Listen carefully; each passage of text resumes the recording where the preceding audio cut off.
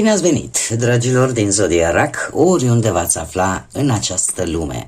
Sunt încântată să fim din nou împreună la o nouă lectură pentru luna martie a acestui an 2026. Așa că toți cei care aveți nu doar soarele, ci și luna, Venus, ascendentul în Zodia Rac, această lectură este de asemenea și pentru voi, cu precizarea de a nu uita totuși că este o lectură general colectivă, așa că vă rog să luați decât ceea ce va rezona cu voi. Și înainte de a începe lectura, vreau să mulțumesc din suflet tuturor celor care sunteți în permanență alături de mine, care sunteți aici, mă sprijiniți prin intermediul comentariilor, prin gesturile voastre de, cum să spun eu, de apreciere și fiecare gând bun care vine din partea voastră. Așa că mulțumesc din suflet tuturor. Iar pentru cei care sunteți poate pentru prima oară aici pe canal, vă urez un călduros bun venit și dacă la finalul acestei lecturi voi simțiți că v-a adus un pic de claritate, ghidare sau poate liniște interioară, eu vă invit cu mare drag să vă abonați și desigur să susțineți acest canal printr-un simplu like. Ca să nu vă îngrijorați, pentru cei care încă nu știu, atât abonarea cât și like-ul sunt gratuite, așa că este necesar decât dorința voastră și cam atât.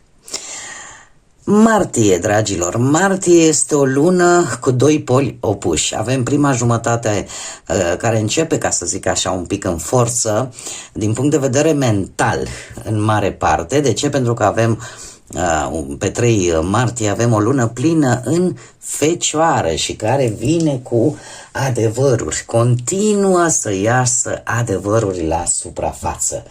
De ce? Pentru că lucrurile trebuiesc reglate, atât la nivel global cât și la nivel individual.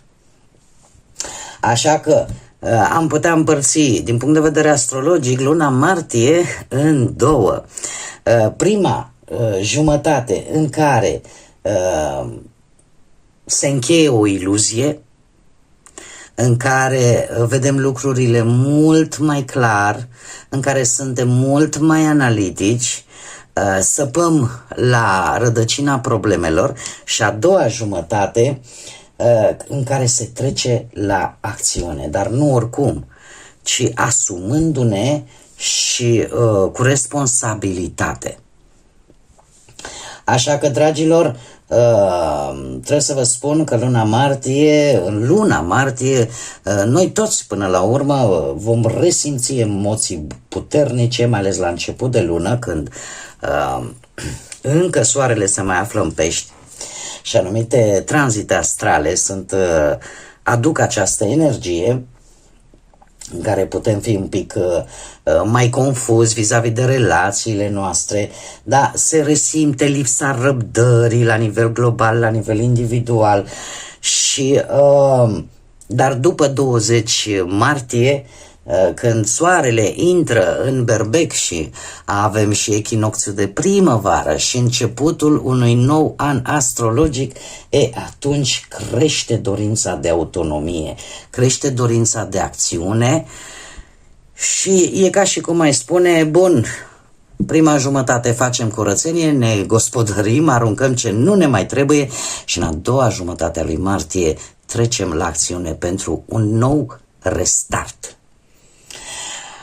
În ceea ce vă privește pe voi, din punct de vedere astrologic, dragii mei din Rac, Jupiter vine direct în semnul vostru pe 11 martie, când vei începe așa să simți că totul începe să fie fluid. Chiar dacă prima parte a lunii este mai emoțională, în cea de-a doua jumătate a lui martie cumva vin decizii legate de direcția ta personală, de familie, de stabilitate Și astea vor fi lucruri prioritare pentru voi. Iar Jupiter cumva îți aduce această șansă de a crește atât din punct de vedere emoțional, dar și material. Așa că pe partea muncii e posibil să aveți parte de o ofertă pe care ai mai avut-o și poate ai refuzat-o sau nu a fost cadru foarte optim pentru voi, dar această ofertă legată de muncă revine, iar după 11 martie chiar apare o relansare profesională. După 20 martie, din punct de vedere profesional, astrologic, se pune presiune din partea unei autorități sau a unui superior, a unei persoane cu un grad superior. Dar eu aș spune că nu este ceva ce nu se poate rezolva. Dacă vorbim de bănuții se pare că vor cunoaște o creștere treptată cu un posibil sprijin, ajutor venit din partea familiei sau dintr-o colaborare pe care o veți face voi. Trebuie să vă spun că pentru voi, dragilor, martie nu este o lună de risc, ci mai mult aș spune de consolidare a finanțelor actuale. Dacă vorbim de viața sentimentală, cei care sunteți într-un cuplu, în prima parte există o sensibilitate crescută în relația voastră, dar după 20 martie partenerul poate să devină sau să-l resimțiți ca fiind un pic mai dominant. Ceea ce vă va provoca pe voi să simțiți nevoia de echilibru între emoție și fermitate. Și să obțineți acest echilibru. Să treceți probabil prin acest proces. Cei singurei ar spune că sunt șanse reale în această lună să cunoașteți pe cineva în mediul profesional. Iar după 11 martie chiar să vă simțiți așa mai atractivi și asta să vă aducă posibilitatea unui început de relație cu potențial pe termen lung. Așa că, dragilor, trebuie să vă spun, îmi cer scuze, uite că am dreptate, trebuie să vă spun că martie pentru voi nu e o lună chiar atât de rea, cu micile asperități, să spunem așa, inerente care ar putea apărea. Și haideți să trecem la cărțile noastre și să vedem. Am pus câte o carte pentru fiecare săptămână întreaga lunii martie, asta pentru cei care nu știu. Și prima săptămână avem bastonul. Un ajutor pe care îl vei primi într-o situație dificilă. Cea de-a doua săptămână avem vulpița, care vine cu șiretenie, strategie și iscusință, mai ales în afaceri. Cei care aveți poate proprie afacere și nu numai, în orice situație, dar cu predilecție pentru cei care poate propria firmă sau trăiesc, își câștigă viața din tot felul de contracte, strategia, istețimea vor trebui să fie folosite în această săptămână. Cea de-a treia săptămână avem curcanul, cineva care are un comportament supărător, care vă cam deranjează, un comportament, aș putea spune, chiar prostesc, care o să vă cam deranjeze. Dar asta nu înseamnă neapărat că vă poate crea și probleme. Și uite, chiar ultima săptămână din martie vine cu o mică vacanță sau cel puțin cu dorința de a vă lua câteva zile libere sau de a avea un respiro. Această vacanță poate să fie și un sfârșit de săptămână în care poate unii dintre voi veți merge la pește, cei care vă place să pescuiți, cu toate că din câte știu eu, cred că începe prohibiția, nu? Nu sunt eu nici măcar pescar amator, dar așa mi-aduc aminte. Dar în tot cazul vorbim de o perioadă de liniște, o perioadă în care voi să vă recuperați. Haideți să vedem ce vine, ce ne spune tarotul. Ce vine pentru dragii mei din RAC în luna martie, atât pe plan profesional, financiar sau sentimental. Să vedem. ce vine pentru voi. Și ce am uitat eu să vă spun, luna martie, să știți că este o lună care vine sub energia împărătesei, a spânzuratului și a lumii. Cele trei arcane majore care își aduc contribuția din punct de vedere energetic la în această lună martie și care ne vorbește de organizare, de curățenie, de verificare, de privirea unor situații, probleme dintr-o altă perspectivă, iar desigur lumea vine și cu ideea fixă: trebuie să termin ceva. Trebuie să finalizez un capitol din viața mea, trebuie să finalizez o etapă, ceva care poate a ajuns la finalul său firesc, natural. Așa că se pot termina lucruri definitiv în această lună. Haideți să începem cu partea profesională. Partea profesională aș spune că vine... Provocarea voastră este legată de un 9 de cupe. Asta îmi zice mie că vreți ca efortul și dedicația voastră să înceapă să-și arate rezultatele.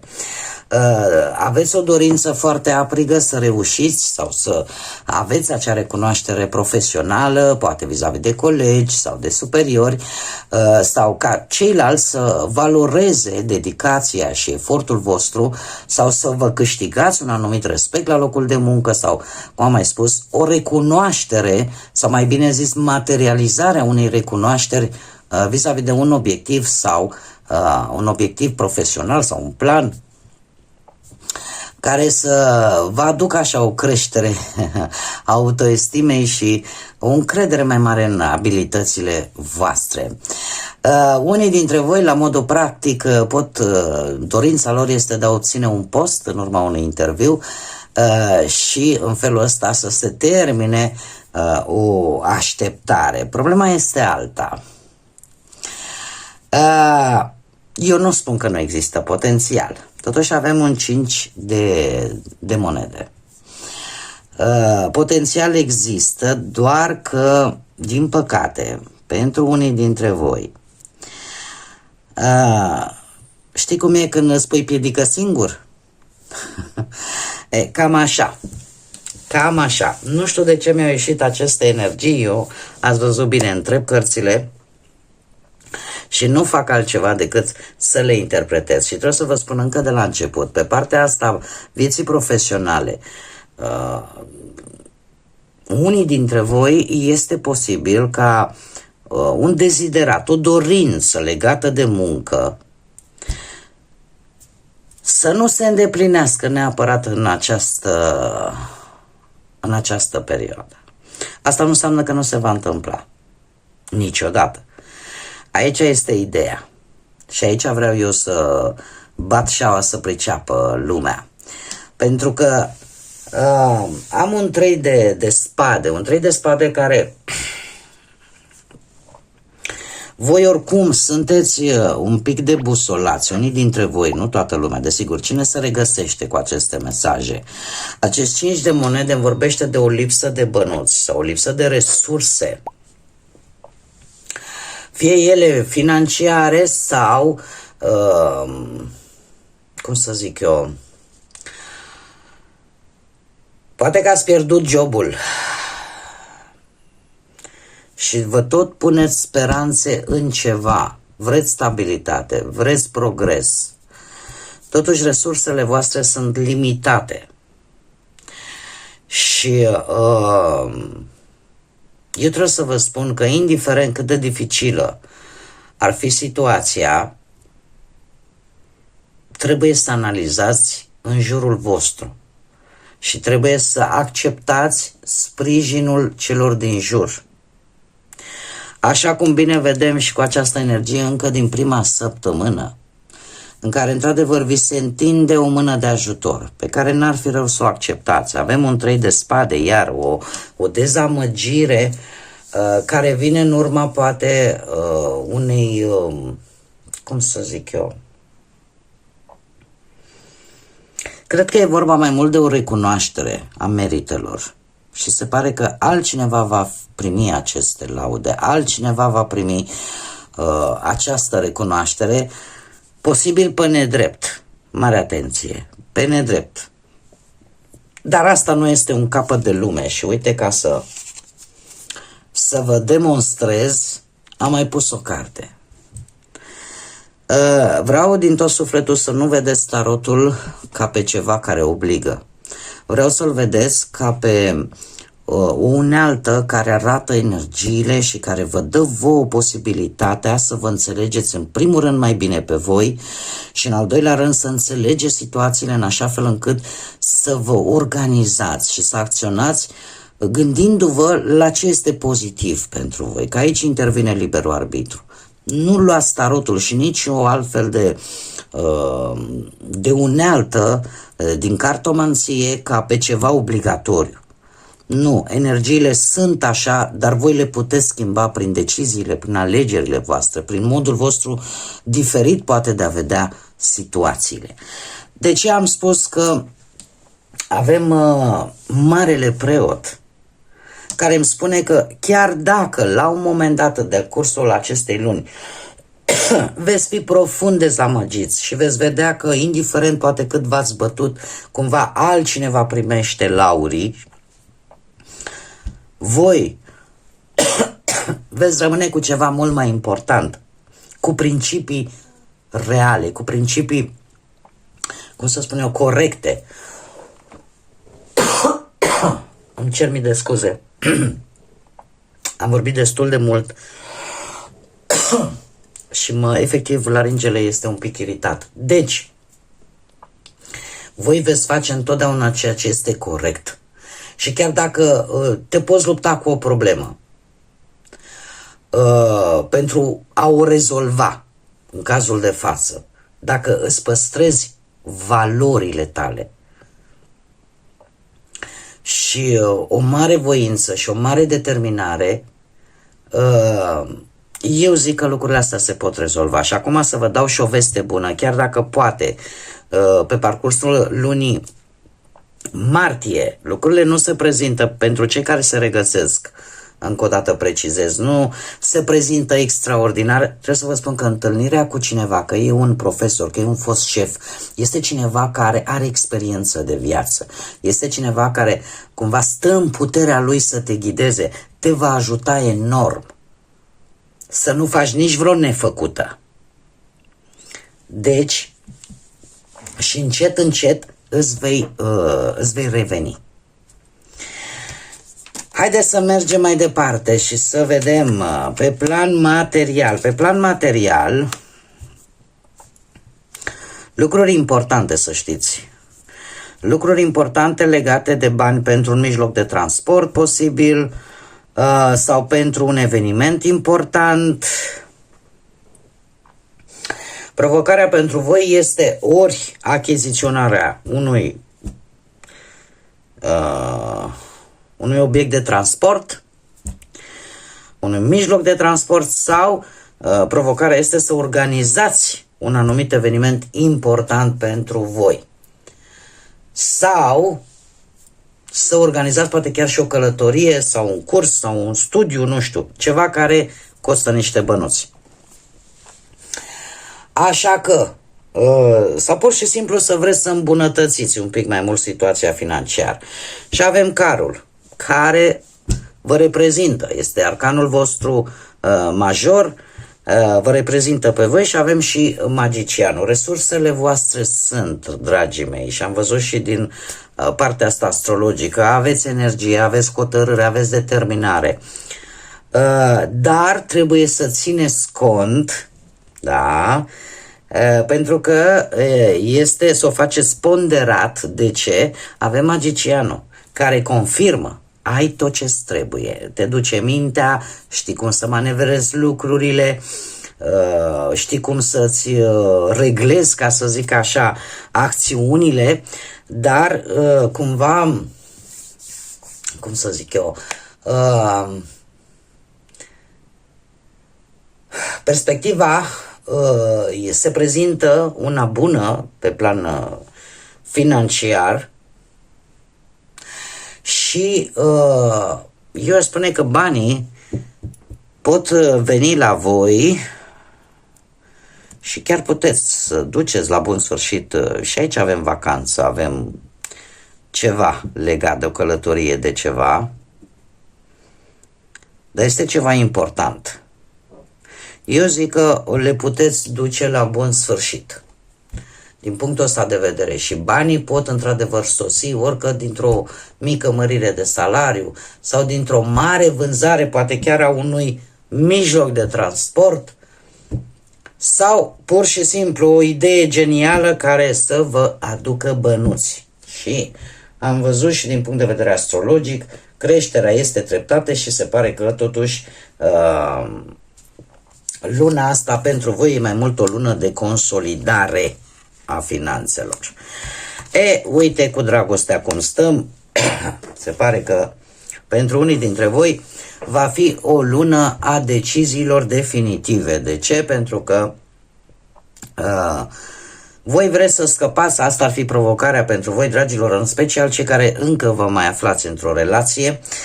Acest nou de spade îmi spune că vreți să scăpați de toată această anxietate, de nopți nedormite, de stare de nervi, de stare de stres pe care o aveți în ultima vreme și trebuie să vă spun că o veți face treptat de-a lungul lui martie, în prima fază în urma poate a unei călătorii sau pur și simplu apare o stare tranzitorie. Deci veți reuși într-un final să scăpați de aceste dureri de cap provocate, poate, avem două variante, ori o relație rămâne în urmă, vă detașați de ea, ori pur și simplu scăpați de acele probleme de cuplu care v-au cam tot necăjit în ultima perioadă.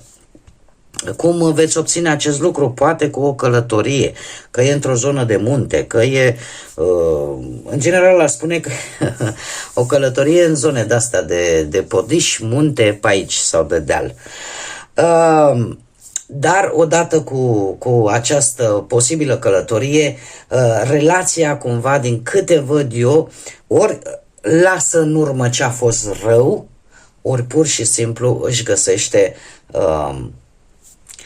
ca să zic așa, sfârșitul inerent. Pentru că apare hotărârea decisivă, gata și până aici. Trebuie să vă spun că pentru toate zodiile apare acest fenomen de decizii definitive, indiferent că sunt de adunare sau de despărțire. Cei singurei, provocarea pentru voi, dragilor, este să faceți față unor atacuri care vin către voi. Atacuri la care veți fi sprijiniți de către familie în mare parte și în special lucrul ăsta vă va ajuta în luna lui martie să lăsați în urmă o rană din trecut. Vreau să specific acest 7, de bâte, vine ca o provocare pe partea asta unei persoane care pe voi poate vă interesează și poate este greu accesibilă, dar vă dați seama că asta nu e și imposibilă. Poate să fie vorba și de acest lucru. În cazul acesta posibil, cum am mai spus, familia sau, nu știu, aș zice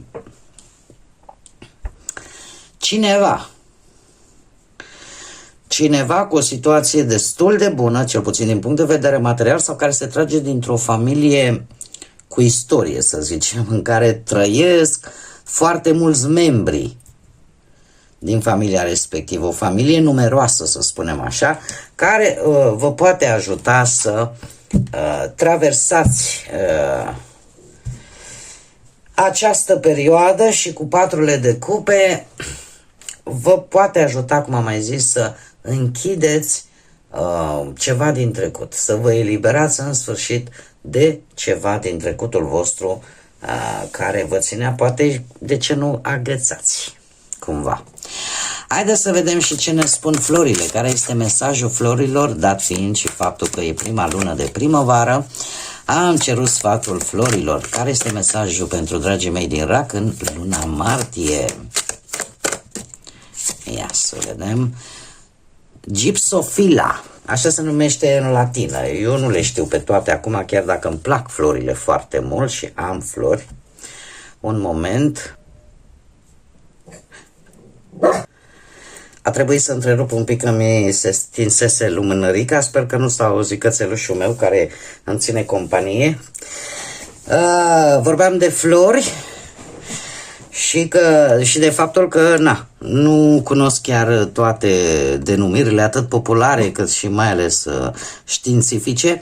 Dar care este mesajul pentru voi? Magnifică, mărește intențiile tale. Alege obiectivul pe care tu dorești să-l obții, unde vrei tu să ajungi, iar această energie, acestui obiectiv, se va dispersa în multe idei diferite. Întoarce-te la bază, centrează-te pe scopul tău principal și acceptă ajutorul îngerilor tăi. Eu aș spune că este vorba foarte mult. Încă o dată am fost întreruptă, deci vorbim strict de acel obiectiv pe care voi îl aveți. Încercați să vă focusați foarte mult pe unul singur, pe ăla principal, pentru că odată focusați pe o idee principală, cumva energia îți va da, cum să spun eu, se va diversifica și în felul ăsta îți vei da seama de multe aspecte, de multe lucruri care pot contribui până la urmă la ceea ce tu îți dorești cu adevărat. Canalizarea pe ceea ce este important și luarea așa, cu amănântul. Este adevărat că, așa cum bine am văzut și astrologic, prima jumătate este despre analiză, este despre informație, care schimbă datele probleme și care, desigur, schimbă și atitudinea și acțiunea care trebuie făcută pentru a obține ceea ce voi doriți. Haideți să vedem și mesajul Universului pentru voi, dragilor, din RAC, în luna martie. Care este mesajul Universului pentru dragii mei din RAC? Și uite că avem chiar două. Haideți să vedem. Și spune așa: viața ta este pe cale să înceapă. Și este pe cale să înceapă într-un mod foarte rapid în anumite zone. Evenimente pe care le vei vedea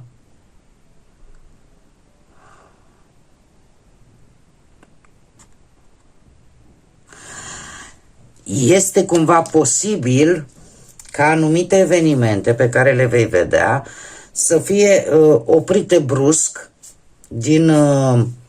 din circuit, ca să zic așa, din dezvoltare. Mișcă-te împreună cu curentul și fii deschis la propriile tale nevoi cel mai mult.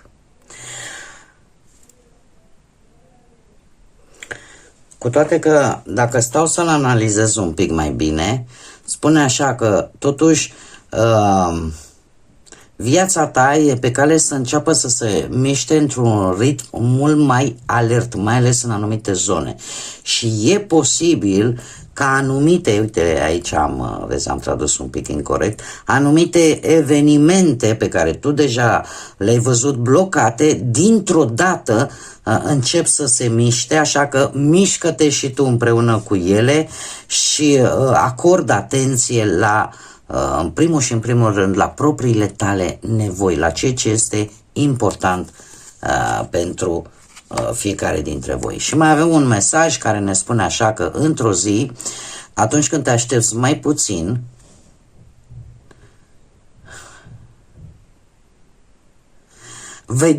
te vei lovi de cineva care va da dovadă de atât gentilețe, cât și de poate ușurință de a comunica cu inima ta, încât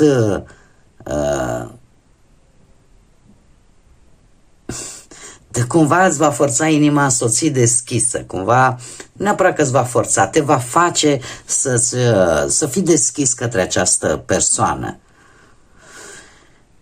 Și vei fi atât de bucuros, bucuroasă, încât vei alege să crezi că merită mai mult decât ai crede tu. Este de fapt un ca o surpriză pentru toți cei care credeați poate că dragostea nu mai vine, pentru că simt acest mesaj are legătură cu partea sentimentală, așa că chiar vi se spune într-o zi, atunci când te aștepți mai puțin, să dai peste cineva care este atât de deschis, are o sinceritate, transmite o emoție atât de frumoasă inimii tale, încât efectiv o va face să se deschidă, să o țină deschisă și chiar să meargă mai departe și să vă facă pe voi să vă doriți ca acea persoană să primească mai mult decât poate primi. O deschidere frumoasă, ar spune. Bun, dragii mei, acestea au fost mesajele pentru voi, cu micile întreruperi din cauza, sincer să fiu, și a cățelului meu. Dacă cățelul meu reacționează la vecini, sper că nu s-au înregistrat foarte tare ca să vă sperie. Eu vă mulțumesc că ați fost alături de mine și sper din tot sufletul ca aceste mesaje să vă ajute, să vă aducă ghidare, să vă aducă claritate, să vă aducă, de ce nu, poate o nouă viziune asupra vieții. Așa că un martie minunat, la mulți ani tuturor domnișoarelor și doamnelor. Avem întâi și o martie care la noi în România se celebrează ca ziua mărțișorului și ziua femeii, așa că vă mulțumesc că ați fost alături de mine și până la o nouă lectură, desigur nu uitați, dragilor, suntem cu toții niște suflete frumoase, așa că haideți să zburăm înalt, să nu lăsăm, sau mai degrabă să lăsăm iubirea, credința și pacea să ne însoțească cu fiecare pas pe care îl facem.